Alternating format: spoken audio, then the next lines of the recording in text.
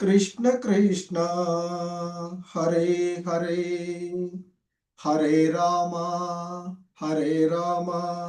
Ram Ram Hare Hare Hare Krishna Krishna Krishna Hare Hare Hare Ram Ram Ram Hare Hare Hare Krishna. So మనము Bhagavad Gita యథాతథము level 2 క్లాసులలో 7 అధ్యాయాలను పూర్తి చేసుకుని 8వ అధ్యాయమైనటువంటి భగవత్ ప్రాప్తి అనేటువంటి అధ్యాయాన్ని మనము చూస్తూ ఉన్నటువంటిది. సో ఈ క్రమంలో ఈ అధ్యాయంలోని కొన్ని శ్లోకాలను పూర్వపు క్లాస్లో పూర్తి చేసుకున్నటువంటిది. సో ఈరోజు హరే కృష్ణ 14 వరకు పూర్తయినాయి కదా, గుర్తుందా ఎవరికైనా?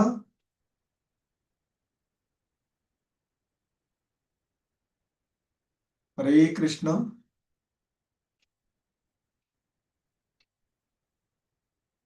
మాతాజీ, ప్రభుజీ.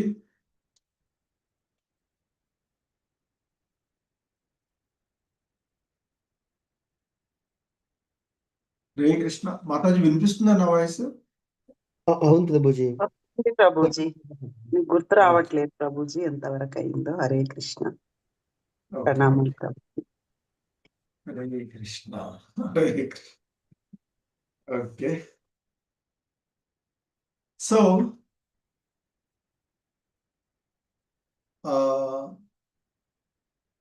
8వ అధ్యాయము అయినటువంటి భగవత్ ప్రాప్తి, దానికి పూర్వము 7వ అధ్యాయమైనటువంటి జ్ఞాన విజ్ఞాన యోగం లేదా భగవద్ విజ్ఞానము అనేటువంటి ఆ అధ్యాయంలో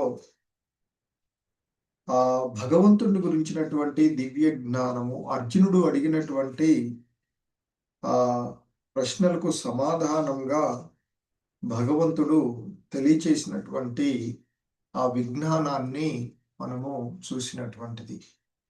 సో ఇక ఈరోజు మనం చూస్తూ ఉన్నటువంటి ఆ భగవత్ ప్రాప్తి.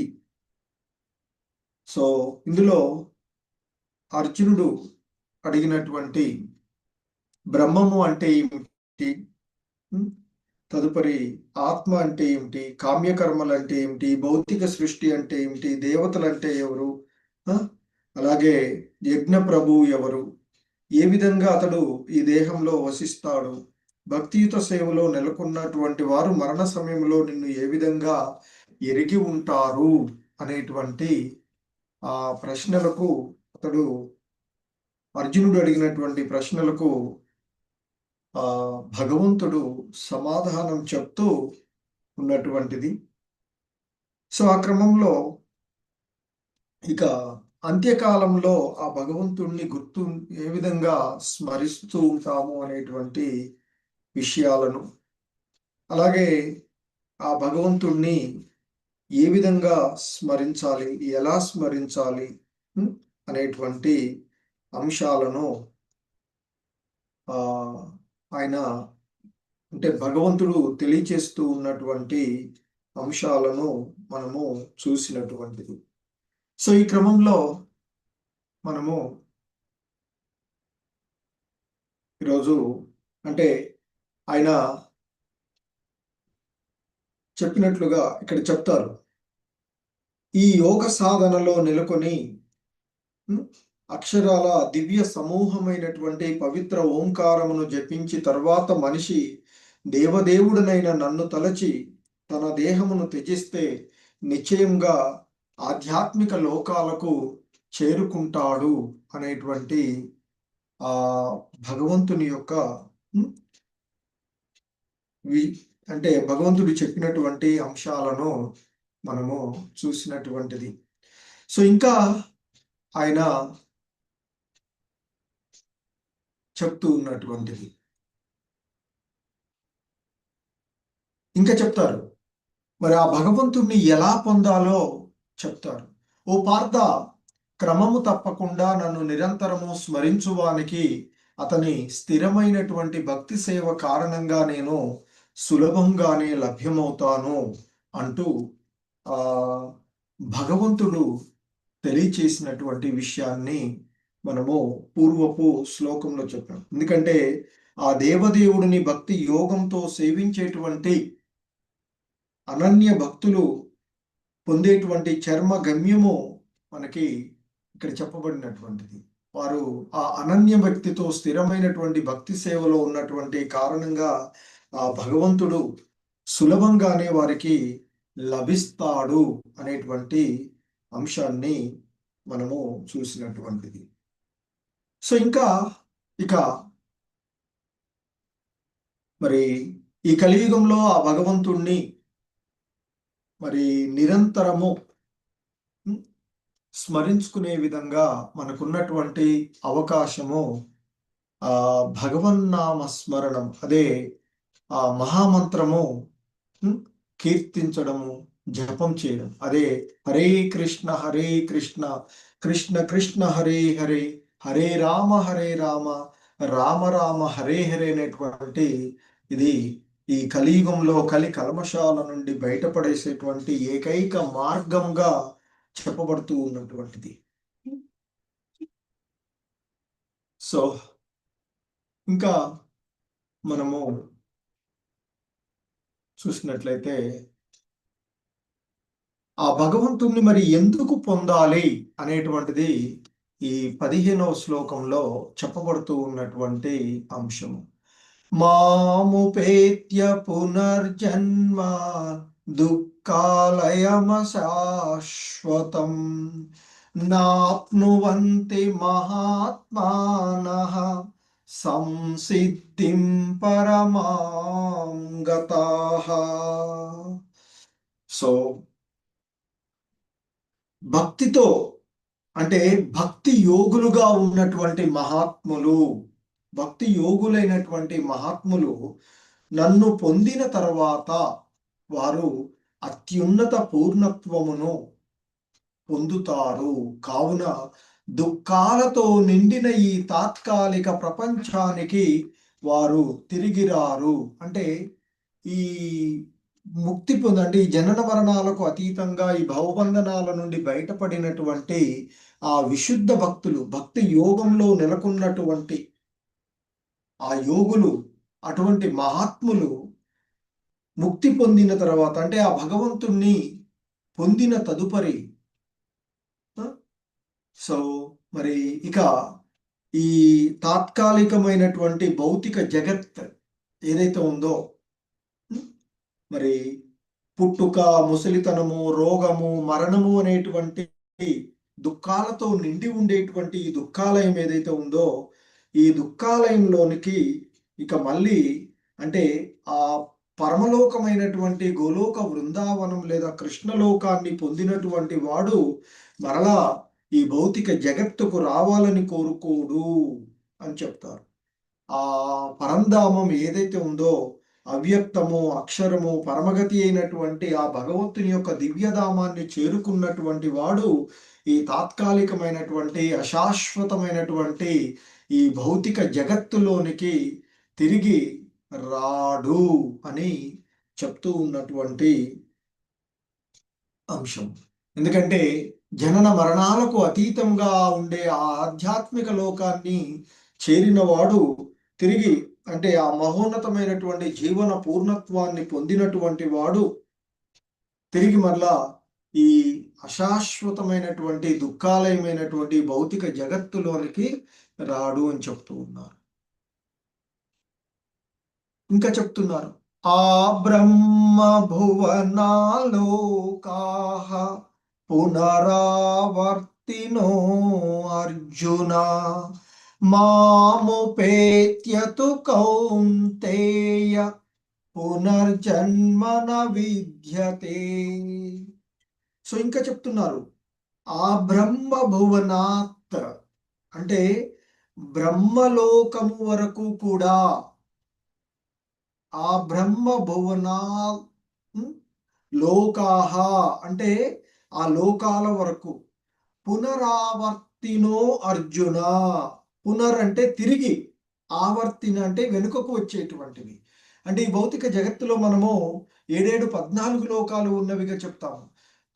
పాతాళ లోకము నుండి అత్యున్నత లోకమైనటువంటి ఆ బ్రహ్మలోకం వరకు కూడా, ఆ బ్రహ్మ భువనాల్, ఈ భౌతిక ప్రపంచంలో అత్యున్నతమైనటువంటి లోకమైనటువంటి ఆ బ్రహ్మలోకము నుండి అత్యల్ప లోకమైనటువంటి ఆ పాతాళ లోకం వరకు కూడా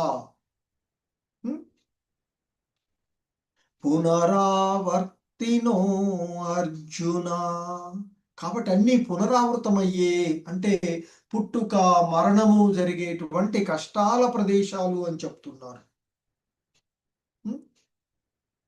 మాముపేత్యతు కౌంతేయ. మాం అంటే నన్ను, ఉపేత్య చేరినటువంటి వాడు, కానీ నన్ను చేరినటువంటి వాడు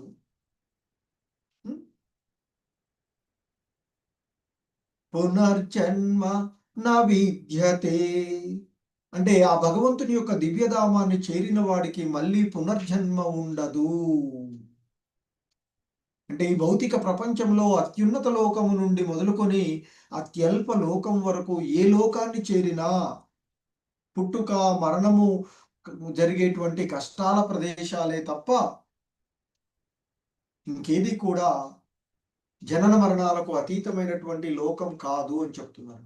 కానీ ఓ కుంతి కుమారుడా, నా లోకాన్ని, నా నివాసమైనటువంటి ఆ లోకాన్ని చేరినట్లయితే పునర్జన్మ నవిద్యతే, వానికి మళ్ళీ పునర్జన్మ ఉండదు. అంటే ఈ జనన మరణాలకు అతీతంగా, అంటే ఆ కృష్ణ భక్తి భావనలో నెలకొనేటువంటి వాడు మరి ఆ ఆధ్యాత్మిక జగత్తులో ప్రత్యేకమైనటువంటి ఆధ్యాత్మిక లోకాలకు చేరుకుంటాడు. తిరిగి మళ్ళీ ఈ ధామానికి, ఈ లోకానికి రాడు అని చెప్పబడుతూ ఉన్నటువంటి అంశము.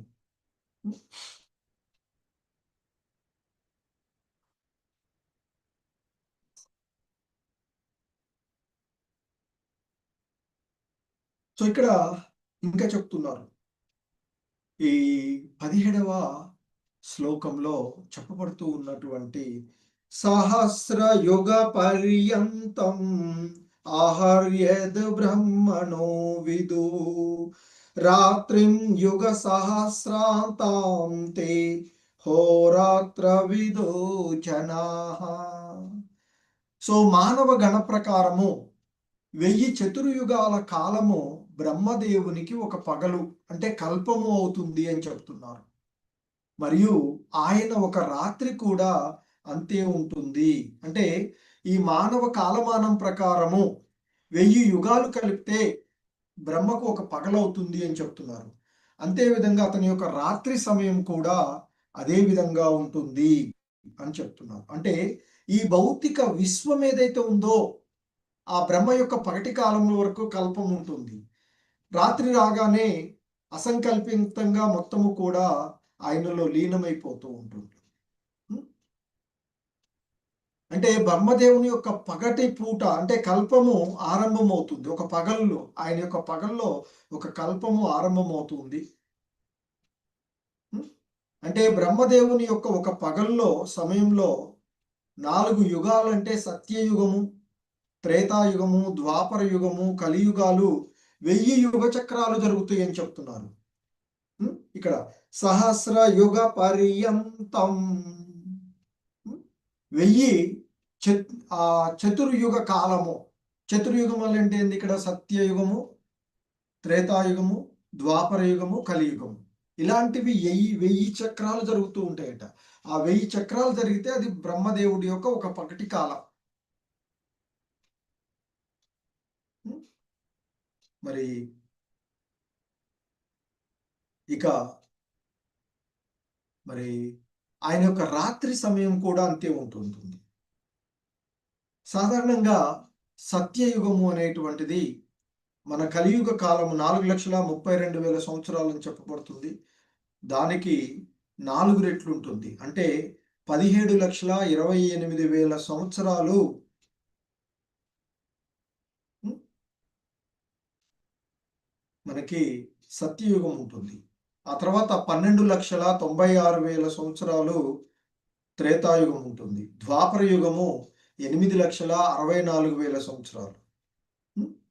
సో మరి ఇప్పటి వరకు ఈ కలియుగంలో 5,125 నుంచి 135 సంవత్సరాల వరకు గడిచిపోయిందని చెప్తారు. ఉం? సో ఇలా ఈ యుగ చక్రాలు 1000 యుగ చక్రాలు అయితే ఒక బ్రహ్మదేవుడి యొక్క పగటి కాలం, అంటే ఒక కల్పం ఉంటుంది అన్నమాట. అలాగే అంతే రాత్రి సమయంలో ఇది అవుతూ ఉంటుంది. సో ఇంకా చెప్తున్నారు, బ్రహ్మదేవుడి పగటి సమయంలో చరాచర వస్తువులన్నీ అవ్యక్త ప్రకృతి నుంచి కలుగుతూ ఉంటాయి. మళ్ళీ రాత్రి కావడంతో అవ్యక్తం అనబడే ప్రకృతిలోనే కలిసిపోతూ ఉంటాయి అంటూ చెప్తూ ఉన్నాడు. అంటే బ్రహ్మదేవుని యొక్క పగటి సమయము రాగానే ఈ జీవులన్నీ కూడా, అంతకుముందు అవ్యక్తంగా ఉన్నటువంటి ఈ జీవులన్నీ కూడా వ్యక్త రూపంలోనికి వస్తాయి అని చెప్తున్నారు. అలాగే మళ్ళీ రాత్రి రాగానే ఈ వ్యక్తంలో ఉన్నటువంటివన్నీ కూడా అవ్యక్తంలోనికి మారిపోతాయి అని ఇక్కడ చెప్పబడుతూ ఉన్నటువంటి అంశం. సో కాబట్టి ఆయన యొక్క పగటిలో కల్పము ఆరంభం కావడం, ఆయన పగటి ఉన్నంత కాలం ఆ కల్పం ఉండడము, అలాగే రాత్రి రాగానే మళ్ళీ కల్పాంతం కావడము, అన్నీ కూడా ఆయనలో లీనమయ్యేటువంటి అంశాలను ఇక్కడ మనకి చెప్పబడుతూ ఉన్నటువంటిది.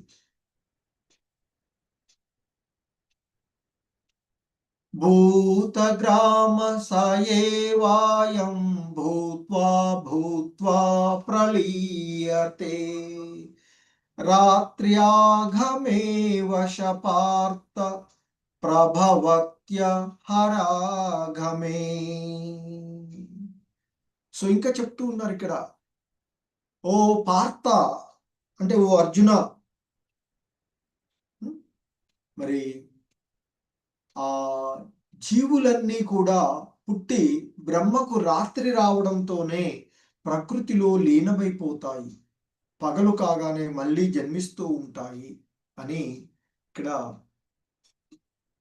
చెప్పబడుతుంది. అంటే భౌతిక జగత్తులోనే ఉండిపోవడానికి ప్రయత్నించేటువంటి అల్పబుద్ధులు ఉన్నత లోకాలకు ఉద్ధరించబడిన తిరిగి ఈ భూలోకానికే వస్తారు అని చెప్తుంటారు.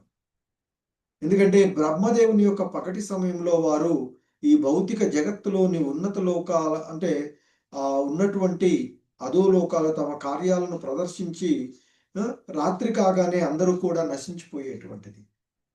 పగటి సమయంలో వారు ఆ భౌతిక కార్యాలకై నానా రకాలైనటువంటి దేహాలను పొందుతూ ఉంటారు. ఈ సృష్టిలో 84 లక్షల రకాలైనటువంటి జీవజాతుల్లో ఏదో ఒక జాతిలో పుడుతూ అలా కాలక్రమంలో తిరుగుతూ ఉంటుంటారని చెప్తుంటారు. ఎప్పుడైతే ఆ బ్రహ్మ యొక్క రాత్రి రాగానే వీళ్ళన్నీ కూడా అవ్యక్త రూపంలోకి అంటే నశించి పోతాయని జరుగుతూ ఉంటుందని చెప్తారు.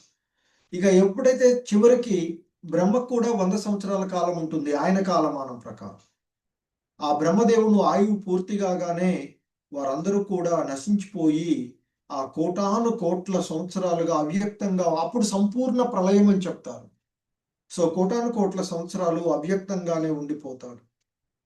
మళ్ళీ బ్రహ్మ వేరొక కల్పంలో జన్మించినప్పుడు వారందరూ కూడా తిరిగి ప్రకటితమవుతారు అని చెప్తున్నారు. సో కాబట్టి మనమంతా కూడా ఈ భౌతిక జగత్తు ప్రభావంలో బందీలుగా ఉన్నటువంటి వాడు. సో మరి వీటి నుండి బయటపడడానికి మనకున్నటువంటి మార్గము ఈ కలియుగంలో ఆ భగవంతుని కృష్ణనామ కీర్తనం, జపం. అదే హరే కృష్ణ కృష్ణ కృష్ణ హరే హరే, హరే రామ రామ రామ హరే హరే అంటూ కీర్తిస్తూ ఆ భగవంతుని యొక్క భక్తిలో పూర్తిగా మానవ జన్మను ఉపయోగించుకోవాలి అని చెప్తూ ఉంటారు. ఎందుకంటే ఈ జన్మలోనే ఆ భగవంతుని యొక్క ఆధ్యాత్మిక లోకానికి చేరినట్లయితే మళ్ళీ పుట్టుక లేకుండా నిత్యానందమైనటువంటి ఆ భగవద్ధామాన్ని చేరుకుంటారు అని చెప్తారు. సో బ్రహ్మ ఆయన పగటి కాలంలో ఎలాగైతే మనకి చీకటి వెలుగుల్లాగా రాత్రి పగలులాగా, సో వ్యక్త అవ్యక్త రూపం, కల్పము కల్పాంతము ఆరంభం. సో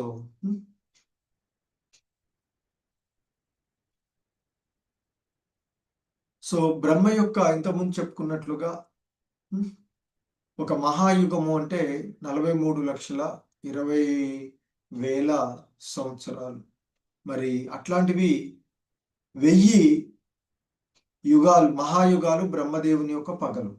సో ఇది ఆయన యొక్క కాలక్రమం మనకి ఉండేటువంటిది.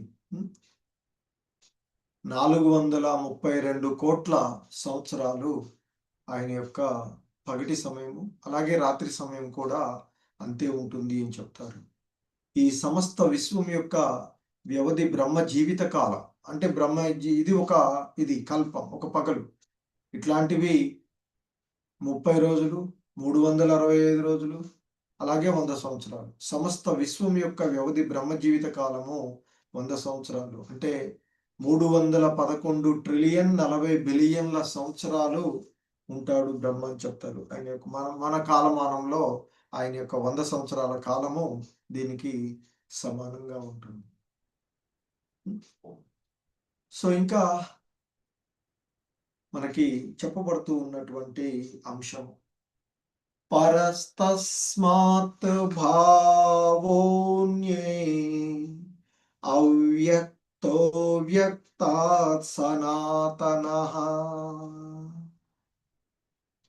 య సర్వేషు భూతేషు నశ్యత్సు న వినశ్యతి. సో ఇంకా చెప్తూ ఉన్నారు ఇక్కడ, ఈ అవ్యక్త ప్రకృతికి అతీతమైన, అంటే శాశ్వతమైనటువంటి, అగోచరము శాశ్వతము అయిన పరబ్రహ్మతత్వము సమస్త భూతాలు నశించినా నశించదు అని చెప్తున్నారు. ఇక్కడ శాశ్వతమైనటువంటి ఈ వ్యక్త అవ్యక్తముల చేత అవ్యక్తములు అయ్యేటువంటి ఈ జడ పదార్థము, ఈ జడ పదార్థానికి అతీతమైనటువంటి వేరొక అవ్యక్త లోకము ఉన్నది అని చెప్తున్నారు. అదే ఆ పరమాత్మ, పరమోత్కృష్టమైనటువంటి ఆ పరబ్రహ్మతత్వం. అది ఏనాడు కూడా నశించినటువంటిది. ఎందుకంటే సమస్త భూతాలు నశించినా అది నశించదు అని చెప్తున్నారు. అంటే ఈ జగత్తులో సమస్తము నశించినా కూడా ఆ భాగము యథాతథంగా మిగిలి ఉంటుంది. అదే శ్రీకృష్ణ భగవానుల వారి యొక్క ఆధ్యాత్మిక లోకము. ఆ భగవంతుని యొక్క ఉన్నతమైనటువంటి శక్తి, దివ్యమైనటువంటిది, శాశ్వతమైనటువంటిది. బ్రహ్మదేవుని పగళ్ళు రాత్రులతో ప్రకటితమవుతూ అప్రకటితమైనటువంటి ప్రకృతి మార్పులకు అది అతీతమైనటువంటిదిగా చెప్తూ ఉంటారు. సో ఈ భౌతిక ప్రకృతికి అది పూర్తిగా విరుద్ధమైనటువంటి, ఇంతకు ముందు అధ్యాయంలో చెప్పబడినట్లుగా అపర ప్రకృతితో సంబంధం.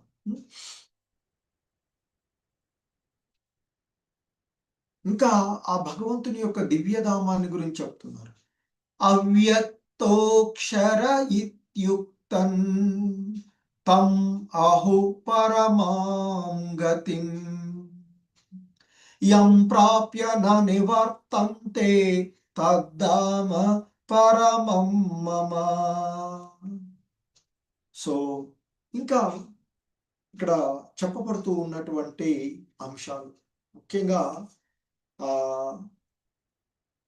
భగవంతుని యొక్క దివ్యమైనటువంటి ఆ ధామాన్ని, ఆధ్యాత్మికమైనటువంటి శక్తి ఉన్నటువంటి దివ్యమైనటువంటిది, శాశ్వతమైనటువంటి బ్రహ్మదేవుడి యొక్క పగళ్ళు రాత్రులతో అది అవుతున్న దానికి అతీతంగా ఆ భగవంతుని యొక్క ధామము అని చెప్తున్నటువంటి. ఏం చెప్తున్నారంటే ఇక్కడ ఆ భగవంతుని యొక్క ధామము, ఆ దివ్య నివాసము వ్యక్తము కానిది. దానిని వేదాంతులు ఆ, వ్యక్తము కానిది గాను, నశింపు లేనటువంటిది గాను, మరియు అదే పరమగమ్యంగా తెలుపబడినటువంటిది వేదాంతుల ద్వారా. జీవుడు అక్కడికి చేరుకున్న తరువాత ఇక తిరిగి రాడు. అదే నా యొక్క సర్వోన్నత నివాసము, నా యొక్క దివ్యధామము అంటూ చెప్తున్నారు ఆ భగవంతుడు. ఎందుకంటే దేవదేవుడైన శ్రీకృష్ణ భగవానుల వారి యొక్క దివ్యధామము బ్రహ్మ సమితలో చింతామణి ధామంగా చెప్తూబడింది. చింతామణి ధామము అంటే సమస్త కోరికలను నెరవేర్చేటువంటి స్థానంగా వర్ణించబడినటువంటిది. మరి గోలోక వృందావనంగా తెలియబడేటువంటి ఆ శ్రీకృష్ణుని యొక్క ధామము చింతామణులతో తయారైనట్లుగా తయారై ఆ తయారైనటువంటి భవంతులతో నిండి ఉంటుంది అని చెప్తారు. అక్కడ తినగోరినది ఏదైనా ఇవ్వగలిగేటువంటి కల్ప వృక్షాలు అనేటువంటి చెట్లు కూడా ఉంటాయి అని చెప్తారు. అమితంగా పాలనిచ్చేటువంటి ఆ సురభి గోవులు కూడా అక్కడే ఉంటాయి అని చెప్తుంటారు. సో అక్కడ ఆ భగవంతుని యొక్క దివ్య ధామంలో లక్షల కొలది ఆ లక్ష్ములతో ఆయన సేవించబడుతూ ఉంటారు అని చెప్తారు. లక్ష్మీ సహస్ర అక్కడ లక్షలాది కొలది లక్ష్మీ మాతలతో ఆయన సేవించబడుతూ ఉంటారు అని చెప్తారు. ఇంకా ఆయన ఆ గోవిందుడు సర్వకారణ కారకుడు అయినటువంటి మరి ఆ వేణునాదం చేయడంలో నైపుణ్యుడైనటువంటి ఆ భగవంతుడు యొక్క రూపము ధామము అన్ని లోకాలకు ఆకర్షణీయంగా ఉంటుంది అని చెప్తారు. భక్తియుతమైనటువంటి నేత్రాల ద్వారా మాత్రమే ఆ భగవంతుణ్ణి దర్శించుకోగలరు అని చెప్తూ ఉంటుంది.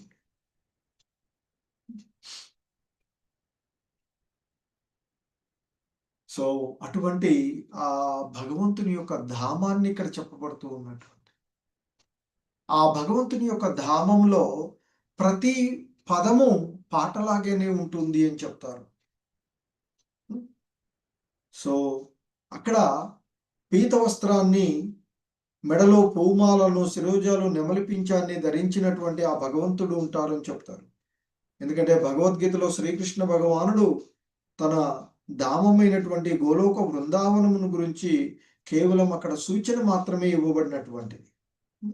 సో ఆ లోకంలో ప్రతి పదము పాటగానే ఉంటుంది, ప్రతి అడుగు నృత్యం లాగానే ఉంటూ ఉంటుంది. లక్షలాది కొలది లక్ష్ముల చేత ఆయన కీర్తించబడుతూ ఉంటారు అని చెప్తూ ఉన్నటువంటిది. కానీ ఈ భౌతిక ప్రపంచం చూస్తే ఇది ఈ జగత్ ఏదైతే ఉందో, దుఃఖాలయం అశాశ్వతమైనటువంటి జగత్ ఏదైతే ఉందో, ప్రతి అడుగు కూడా ప్రమాదాలతో కూడుకున్నటువంటిదిగానే చెప్పబడుతూ ఉంటుంది. ప్రతి పనిలో కూడా బాధలనే మనము అనుభవిస్తూ ఉండేటువంటిది. సో కాబట్టి ఆ భగవంతుని యొక్క దివ్యధామము ఈ భౌతిక జగత్తుకు పూర్తిగా భిన్నమైనదిగా మనం చెప్పుకోవచ్చు. ఆధ్యాత్మిక ప్రపంచం యొక్క స్వభావం చూస్తే అది శాశ్వతమైనది, ఎటువంటి తప్పు లేనటువంటి ప్రదేశము, అపరిమితమైనటువంటి ఆనందాన్ని ఇచ్చేటువంటిది, అలాగే అన్ని కోరికలను నెరవేర్చగలిగేటువంటి మరి ధామము. అది ఎంతో ఆకర్షణీయమైనటువంటిది, ప్రత్యక్షంగా ఎంతో శ్రేష్టమైనటువంటి ప్రదేశంగా చెప్తుంటారు. అత్యున్నతమైనటువంటి లోకము.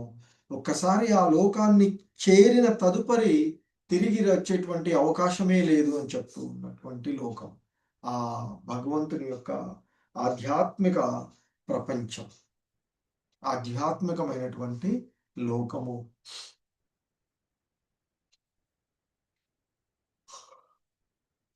సో ఇంకా చెప్తూ ఉన్నారు, పురుష సపర పార్థ భక్త్యా లభ్యస్త్వనన్యయా యస్యాంతస్తాని భూతాని ఏన సర్వమిదం తతం. సో ఇంకా చెప్తూ ఉన్నారు ఇక్కడ, ఓ అర్జున, సమస్త భూతాలను తనలో ఇముడ్చుకొని సకల లోకాలలో వ్యాపించి ఉన్న పరమాత్మను అచంచలమైన భక్తి వల్లనే పొందవచ్చు అంటూ చెప్తున్నారు.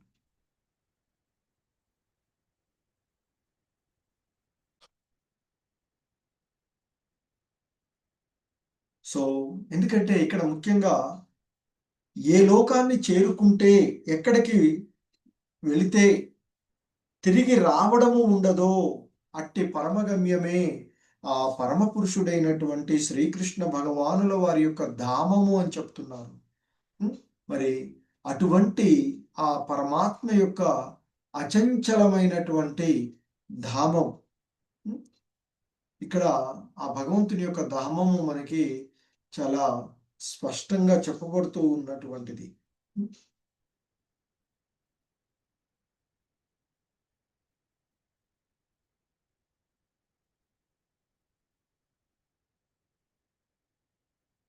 హరే కృష్ణ.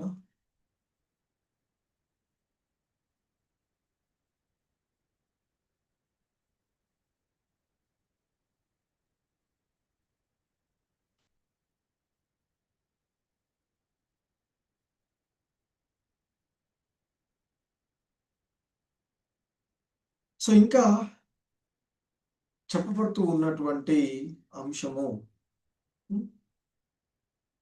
మరి యత్ర కాలే త్వనావృత్తిం ఆవృత్తిం చైవ యోగినః ప్రయాతాయాంతి తం కాలం వక్ష్యామి భరతర్షభ.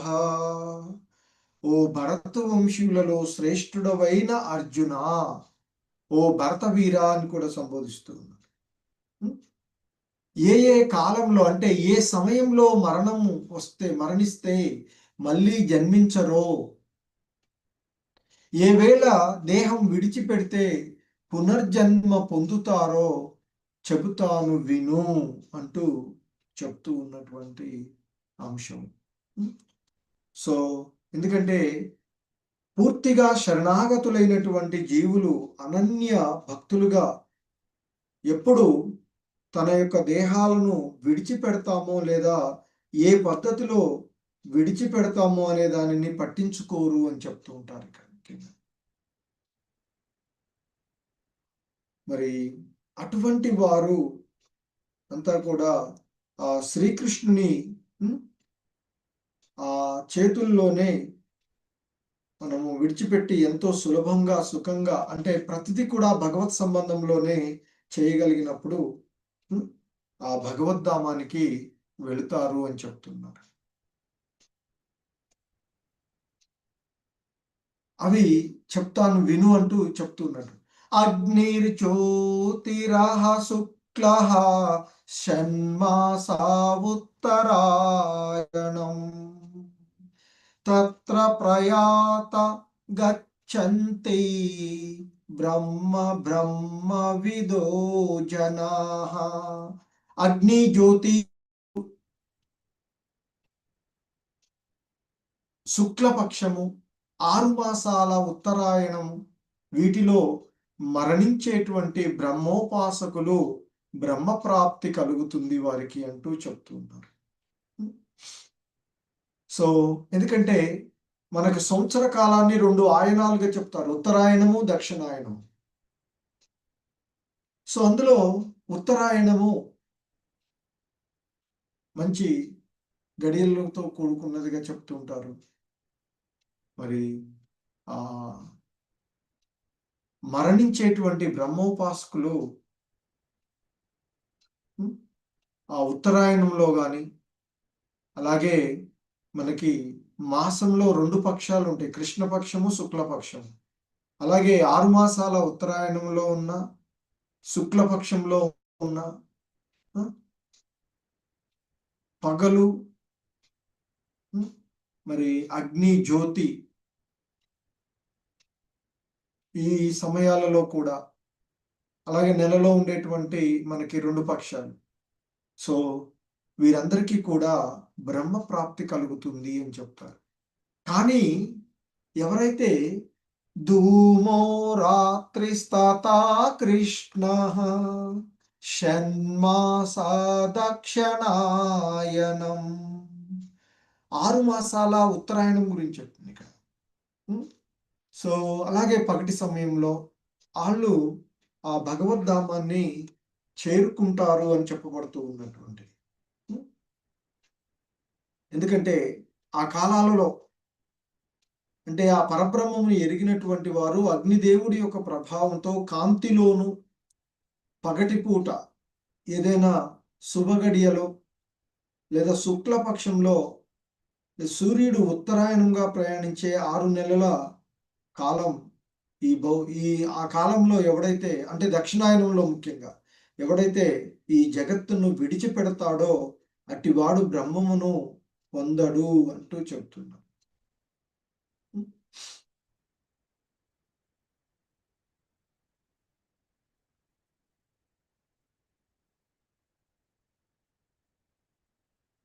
ఇంకా చెప్తున్నారు, శుక్ల కృష్ణే గతి హేతే జగతా శాశ్వతమతే ఏకయా యాత్యానావృత్తి అన్యయా వర్తతే పునః. సో ఇంకా చెప్తూ ఉన్నారు, ముఖ్యంగా మనకి ఈ శుక్ల పక్షం ఏదైతే ఉందో ఆ వేద అభిప్రాయమును అనుసరించి మనకి శుక్ల కృష్ణ అనేటువంటి రెండు ఉండేటువంటివి. సో ఈ జగత్తు నుండి మరి వెలుగు మార్గము చీకటి మార్గము అనేటువంటి 2 మార్గాలు, అంటే కృష్ణపక్షము శుక్లపక్షం. శుక్లపక్షం అంటే వెలుతురు మార్గము, కృష్ణపక్షం అంటే చీకటి మార్గం. ఈ 2 జగత్తులు కూడా అంటే ఈ రెండింటినీ కూడా ఇది శుక్లపక్షము కృష్ణపక్షము అంటే వెలుగు చీకటి మార్గాలు, వెలుగు మార్గము చీకటి మార్గాలు అనేవి 2 కూడా సో ఉన్నటువంటివి. అయితే ఇవి శాశ్వతమైనటువంటి మార్గాలుగా చెప్తున్నారు.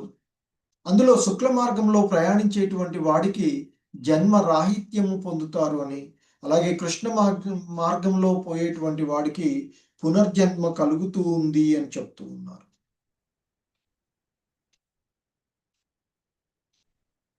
సో సాధారణంగా బ్రహ్మోపాసకులు, యోగులు, జ్ఞానులు వారు వెలుతురు మార్గంలోనే దేహాన్ని త్యజిస్తారు అని చెప్తారు. ఫలితంగా వారు బ్రహ్మజ్యోతిలో లీనమవుతారు అని చెప్తారు. ఇక సాధారణంగా కర్మకాండంలో నిమగ్నమయ్యేటువంటి వారు ఈ చీకటి మార్గంలో ప్రయాణిస్తారు అని. సో ఇక వారు ఇక్కడ ఉన్నతమైనటువంటి లోకాలకు చేరుకొని తిరిగి మళ్ళీ ఈ మధ్యలోకమైనటువంటి భూలోకానికి వస్తారు అని చెప్పు. సో ఇక ఎవరైతే భక్తులు ఉన్నారో ఆ భగవంతుని యొక్క భక్తులు అంటే కృష్ణ చైతన్య మార్గాన్ని అనుసరిస్తూ ఉండేటువంటి వారు, సో ఆ కృష్ణ చైతన్య మార్గంలో ఉన్నటువంటి వీరు మరలా అంటే ఇక్కడ ఈ 2 మార్గాలు గురించి తెలిసినప్పటికీ కూడా ఈ 2 మార్గాలను గురించి వాళ్ళు ఆలోచించరు. భక్తులు అనేటువంటి వారు ఏ సమయంలోనైనా ఎప్పుడైనా సో ఎనీ టైం, కానీ ఆ భక్తులు ఆ భగవంతుని యొక్క సేవలో భక్తియుత సేవలో నిమగ్నమైన కారణంగా వాళ్ళు ఆ గోలోక వృందావనమైనటువంటి కృష్ణలోకాన్ని చేరుకుంటారు అంటూ చెప్పబడుతూ ఉన్నటువంటి.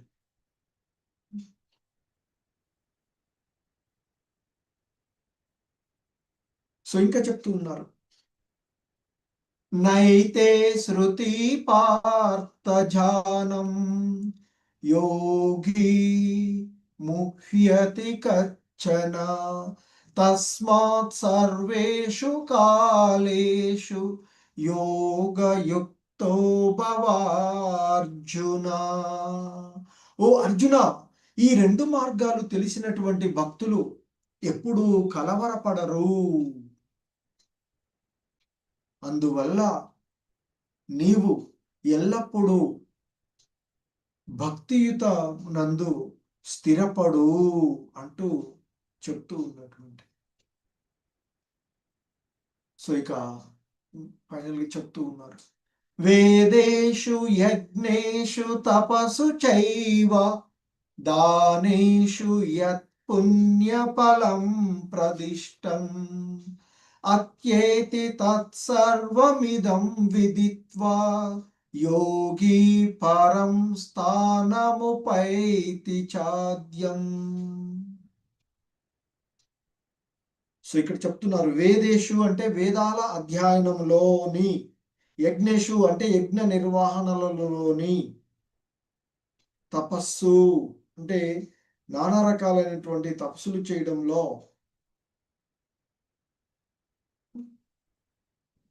సో ఇక్కడ ముఖ్యంగా మనకు చెప్పబడుతూ ఉన్నటువంటి భక్తియుత సేవ యొక్క మార్గాన్ని అంగీకరించేటువంటి వ్యక్తి వేదాలను అధ్యయనం చేయడము, కఠినతరమైనటువంటి తపస్సులను చేయడము, దాతృత్వము ఇవ్వడము, లేదా తాత్విక మరియు ఫలవంతమైన కార్యకలాపాలను అనుసరించడము వలన కలిగేటువంటి పుణ్య లోకాలను అధిగమించి వీటన్నింటినీ పొందగలడు. చివరకు అతను నా యొక్క నిత్యమైన పరంధామమును చేరుకుంటాడు అంటూ చెప్పబడుతూ ఉన్నటువంటి అంశము.